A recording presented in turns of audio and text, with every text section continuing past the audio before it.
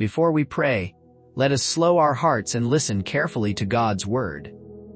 Time is one of the greatest gifts God has given to humanity. It is also one of the most fragile. You cannot store it away for later.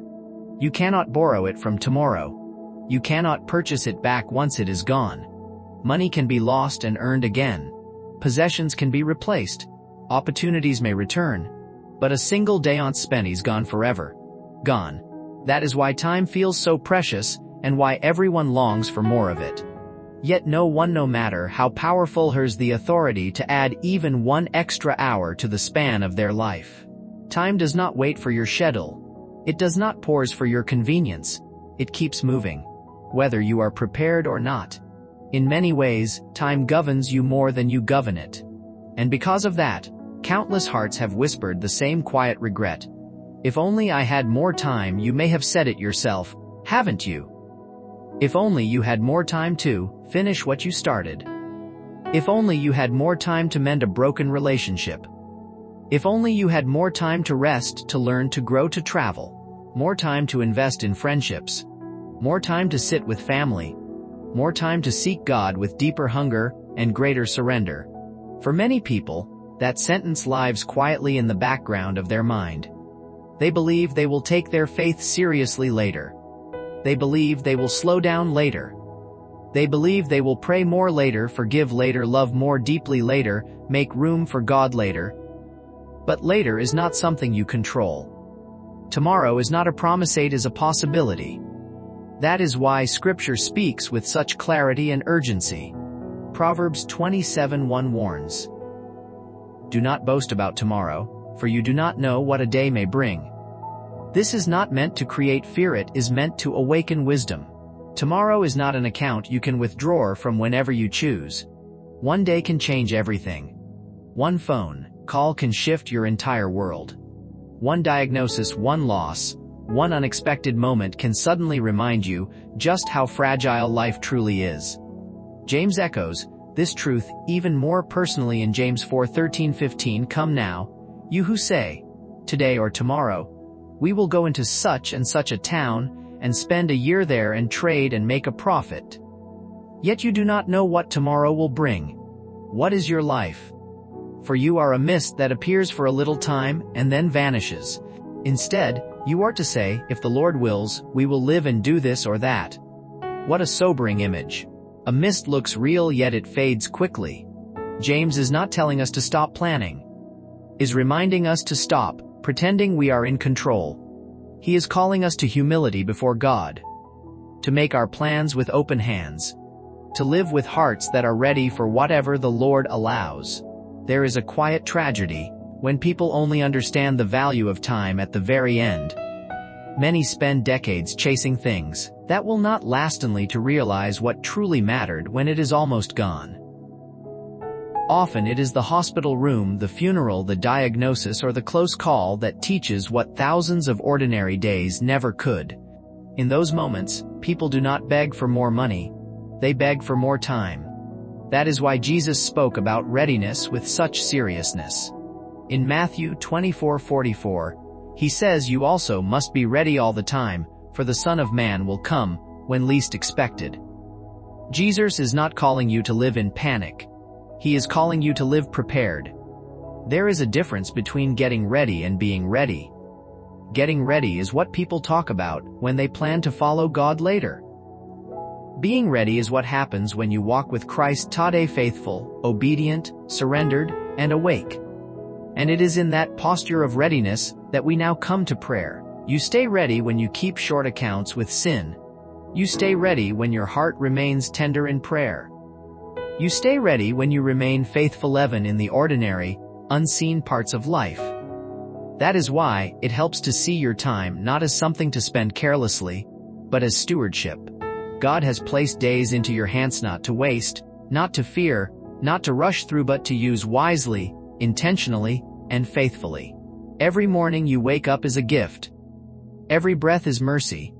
Every single day carries eternal weight. Psalm 90:12 prays, "So teach us to number our days, that we may get a heart of wisdom." Notice this wisdom is not just about counting days. A wise heart understands what to do with them. Wisdom teaches you to choose what is eternal over what is merely urgent. Wisdom helps you say no to distractions, so you can say yes to what is holy. Wisdom guards your heart from wasting life on things that will not matter when you stand before God. Paul gives this same instruction in very practical language. Ephesians 5:15-16 says, "Look carefully, then how you walk, not as unwise but as wise, making the best use of the time, because the days are evil." This is not abstract teaching, it is daily living. Your time can quietly slip away through worry. It can be drained by sin. It can be swallowed by endless scrolling, endless entertainment, endless striving, endless noise. And before you realize it, your days are full but your soul is empty. But God offers you a better way. He calls you to walk carefully, to live awake, to stay spiritually alert, to invest your days in what truly matters. This does not mean you never rest or enjoy life. It means you enjoy life without losing your soul. It means you work hard without turning work into your God. It means you plan responsibly while still depending fully on the Lord. And most of all, it means you do not delay your relationship with Christ. If there is unforgiveness in your heart, do not keep postponing healing. If there is a habit pulling you away from God, do not keep making excuses. If prayer has become rare, begin again today. If your Bible has been closed for too long, open it again today. You are not too far. You are not too broken. And you are not too late as long as you still have breath. So dear brother, dear sister, use the time you have with purpose. Invest in the things of the Lord. Invest in your relationship with Jesus.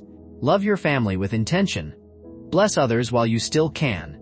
Serve with the gifts God has given you. Do not wait for the right moment. This moment is already holy. And now, let us take a moment to pray together. Dear Lord Jesus, you tell me to stay awake, to stay prepared, and to keep my heart in the right place. Your word in Matthew 20:4-44 reminds me, you also must be ready all the time, for the Son of Man will come when least expected.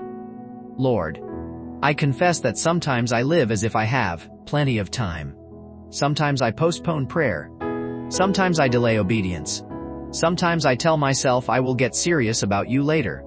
Please forgive me. Give me a heart that remembers what lasts forever. Teach me to live in a way that honors you every single day. Father, help me to be wise with the time you have entrusted to me here on earth. Help me not to waste my days chasing what will not last. Teach me to spend my energy on what is pure and meaningful. Teach me to love well, to forgive quickly, to serve faithfully, and to seek you first. Your word reminds me that life is short and fragile, and I need that truth to shape how I live.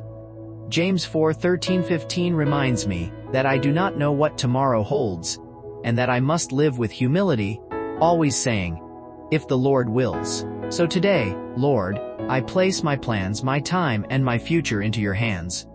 Help me to live ready. Help me to walk faithful. Help me to finish well. In Jesus' mighty name, Amen. Lord, I surrender my plans to you. I place my schedule under your authority. I place my future completely in your hands. Help me live with purpose. Help me walk closely with you while I still have today. Teach me not to rush through my days unaware of your presence, but to live each moment fully aware that you are near, guiding my steps, ordering my path, and holding my life together. Lord, teach me to be a prayerful person, especially when I face danger, pressure, or spiritual battles. Train my heart so that my first response is not fear, not panic, not overthinking, but prayer. Too often my emotions rise faster than my faith, and I feel overwhelmed before I even realize what is happening. In those moments, remind me that you are close. Remind me that I can call on you immediately and you will answer. Your word in Philippians 4:6-7 tells me not to be anxious about anything, but to bring everything to you in prayer and supplication, with thanksgiving, and that your peace will guard my heart and my mind in Christ Jesus. Lord, I need that guarding. I need that peace. I need my mind protected, because my thoughts can become a battlefield when fear tries to take control. Farther, there are times when I truly do not know what to do. There are moments when life wears me down, tired in my body, tired in my mind, tired in my spirit. There are seasons when I feel like I have reached my limit, when I have no strength left to give, and no words left to say. In those moments, Lord Jesus, let your grace flow into me. Lift my head again. Steady my heart. Remind me that I am not holding myself together by my own strength, I am being held by you. Your word in 2 Corinthians 12:9 declares, "My grace is sufficient for you, for my power is made perfect in weakness." So when I feel weak, let your strength be seen in me. When I feel empty, fill me again. When I feel like I cannot take another step, carry me. Lord, I also lift up the person listening right now. Touch their heart deeply. Give them a fresh awareness of eternity. Let the Holy Spirit speak clearly, calling them back to life, back to truth, back to freedom.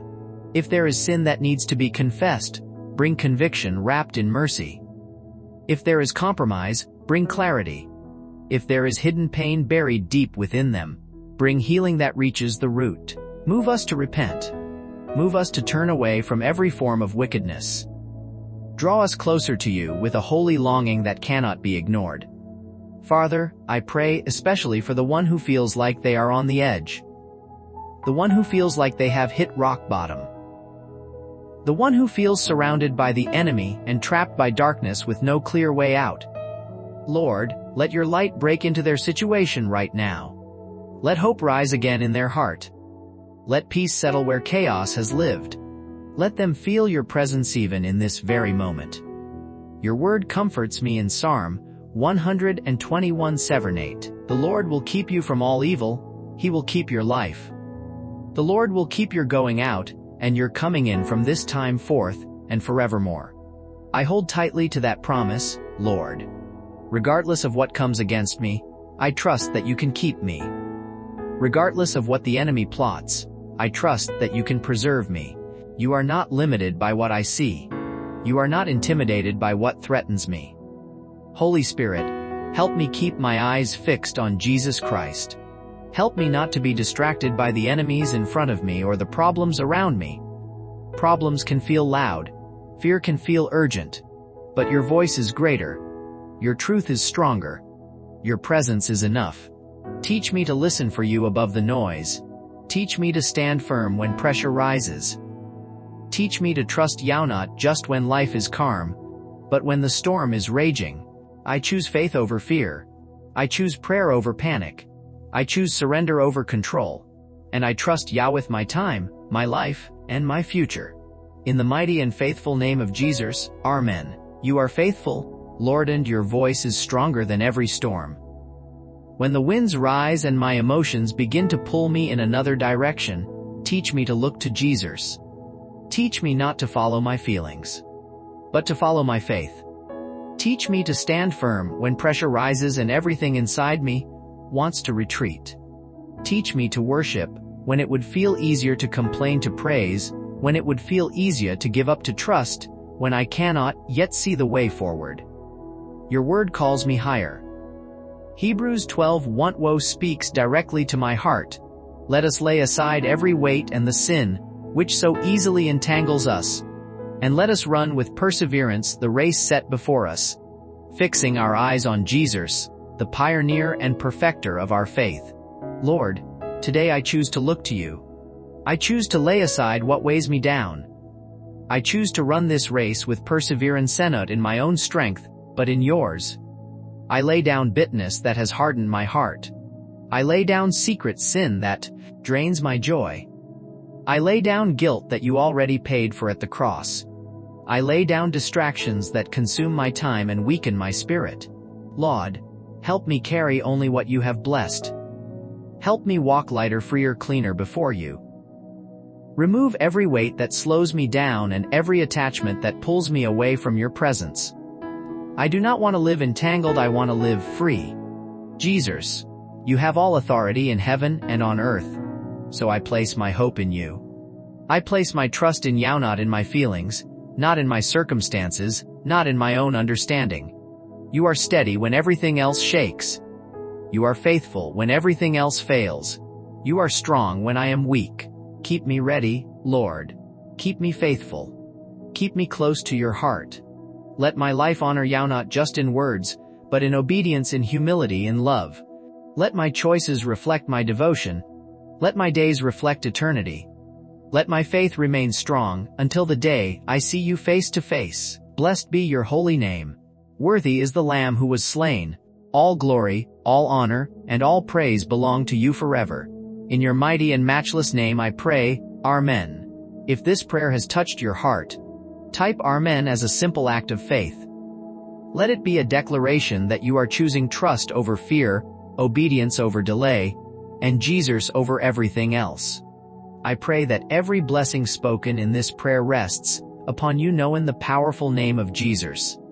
And if you need a special prayer today, please feel free to share it in the comments. We would be honored to stand with you and pray for you. May the grace, peace, and presence of our Lord Jesus Christ be with you always. Amen.